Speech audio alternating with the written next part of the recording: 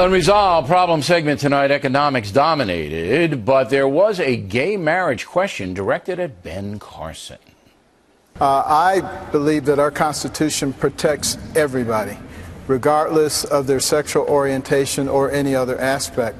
I also believe that marriage is between one man and one woman, and that there is no reason that you can't be perfectly fair to the gay community.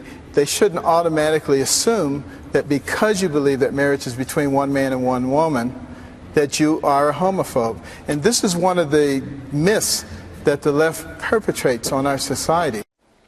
Here now to comment, Eboni Williams and Monica Crowley. So that was a good answer, I thought, by the doctor, right? That was a superb answer, superbly delivered, Bill. And I'll tell you why. Because what Ben Carson did there was hit right at the heart of the left, which is what they do is they go after, they've established this tyranny of thought, which they enforce through intimidation and bullying and terrorizing people to try to get them to think alike and to speak alike. And what Ben Carson said is, I'm not playing that game, and good for him. And what did you think? I thought it was a golden moment, Bill, for Dr. Ben Carson. I mean, look, he refuses to be boxed in, and this is where he shines so brightly. I mean, this is a man who is just demonstrating the power of likability. He will not allow anybody, including the media, to put him into this presumption of his position. He will state his full position. He understands the Constitution. He understands equal protection. But he says, look, my religion says it's one man, one woman, but it doesn't make me a homophobe. It was brilliant. Okay.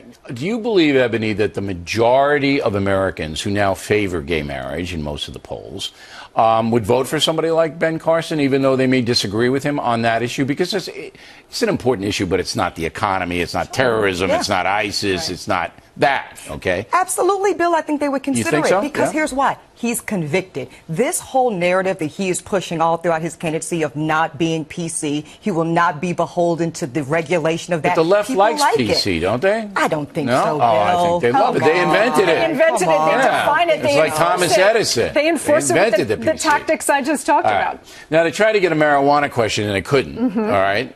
Well, they're standing there in Colorado. Yeah. And it fell flat. The CNBC guys really wanted desperately to get a marijuana question. But the candidates kind of just let one of these.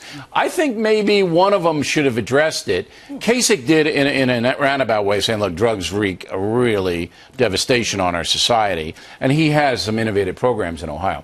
But there wasn't a lot of social stuff in there. No, and what's interesting is I think these Republican candidates are really learning, too, because cycle after cycle, the left-wing media has tried to trap them with questions on abortion and gay marriage and the whole array of social issues when they're there, like they were tonight, to talk largely about jobs and the economy. I mean, you have poll numbers now where 64% of the American people believe the country is on the wrong track. So when they get questions like this, they've learned, to the most part, in how to finesse them, and I think they did a great job. In fact, Ted Cruz had a great joke about marijuana brownies, too, which went over pretty well. Yeah, all right. Now, here's how Krauthammer rates Eboni. Sure. He says Rubio 1, Christie 2nd, Ted Cruz 3rd.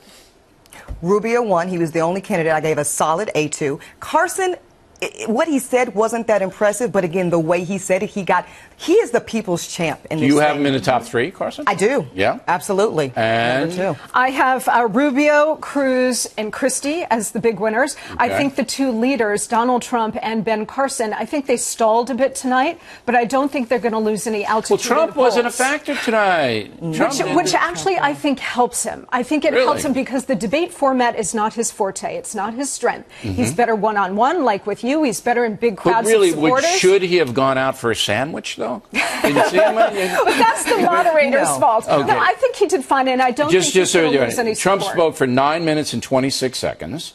Okay, the most loquacious of them all was Fiorina, 10:32, then Rubio, 10:10. Kasich got a lot of airtime, 9:42, then Trump, 9:26. But it seemed less than that because he didn't say anything new. Nothing other new. than he browbeat CNBC into making it a 2-hour debate, which I enjoyed. Yeah, the best thing Trump did was his closing statement. I thought, circling back to this, I'm a winner, I can make America a winner. But to Christie, Monica, I think he had a great night if he was running for the Attorney General, though. I think that he. But what else is he going to do? He's got to carve himself out. He's he the did it on the prosecutor. police. Sure, I get it. He's got to do that. He's a law and order He's on guy. tomorrow night too. We got, just so you know, tomorrow we got Trump. All right.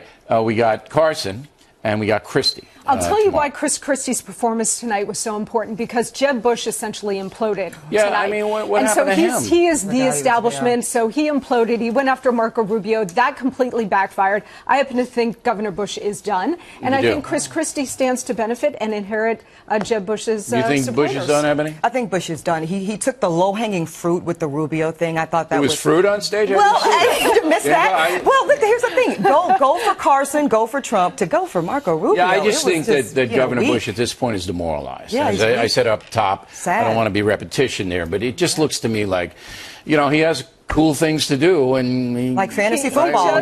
whatever it is. He's a classic establishment candidate in a year where When that's the not voters are playing. rejecting that. Okay, ladies, thank you. Thank you. We come right